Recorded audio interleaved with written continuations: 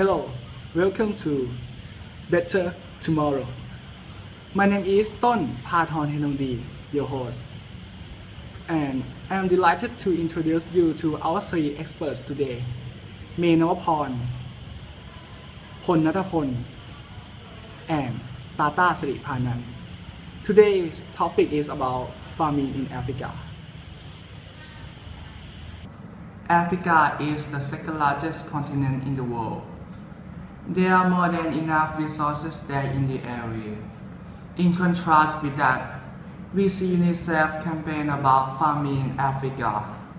It can be implied that people in many parts of Africa are suffering from the run-on starvation, and governments are not trying to solve this problem seriously enough.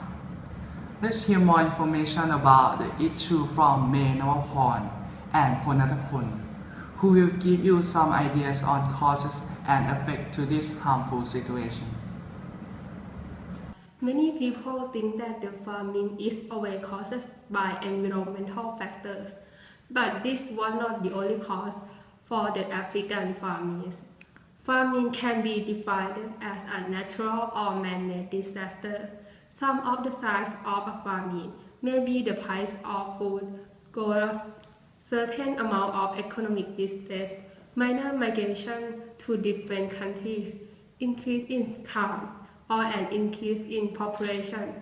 These were all of the signs of the African famine. When people think of a famine, many people think about bad weather, poor soil, or even lack of water. But what was different from any regular famine? An African famine is that was some other hidden causes.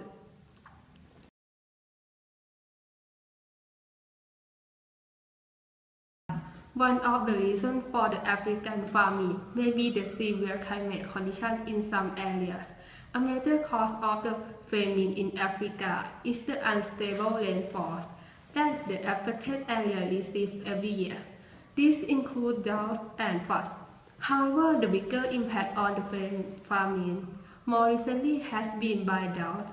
The people are not able to produce sufficient food for themselves. This is because the growth in agriculture production has been lower than the rate of population growth, which results in less amount of food in the market and the inflation of domestic food price, hence worsening starvation. Next possible reason is African economic instability. The continent holds millions of very low-income people. Therefore, when product price in global market rises, these people cannot afford all the costs. Not only does the lack of capital cause serious damage to the nation's balance of trade, but also the poor financial management obstruct the way health reach the famine-affected people. According to one famine-focused blogger, most of the nation's food is being used for some other less serious causes.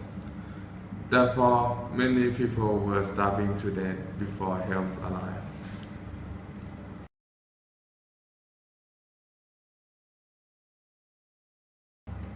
Another contributing factor to the famine in Africa is the lack of education. It may not appear that the lack of education all over Africa is a direct cause of famine. However, it does contribute. Without education, many African children cannot grow up with basic knowledge and go to learn further. Many households don't send their children to school because they may not afford it, or that doesn't allow them to help around the house with chores or on the farm. Imagine how risky will live like not knowing that their own environment. Without all this knowledge, they wouldn't know how to do things such as how to protect their farm from harsh weather, or even how to prevent themselves from such minor diseases. Animal or dirty food possibly carry that could put their life in great danger. Are there any viable solutions or guidelines in order to help alleviate the situation? Let's hear what Tata Sripanan have to say. There are effective ways to help Africa improve the situation. To solve economic issues, the government should support the small farmers. It is not wrong to say that in Africa, out-of-date farming techniques are still deployed, which result in relatively low production rate compared to farmers from other regions. Teaching small farmers new techniques should help them boost their agricultural products, both quantitatively and qualitatively, so there will be less of the global market dependency. Next is how to deal with severe climate conditions. First, when drought hit, poor farmers need to be protected using social safety net, which will basically help aid starvation. Second, government should reinforce early warning for drought and food security, and it should help prevent total damages. Finally, supposedly the drought lasts for another 10 years. People can't just stand staring at their ruined farm.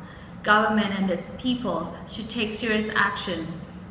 One suggestion is that they should develop crops which can endure and grow in severe climate conditions in order to stabilize production rate.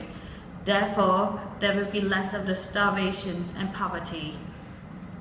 As for education, not only is among nowadays survival needs, but also act as an improving factor to quality of life, the government should propose this issue as their nation's major concern.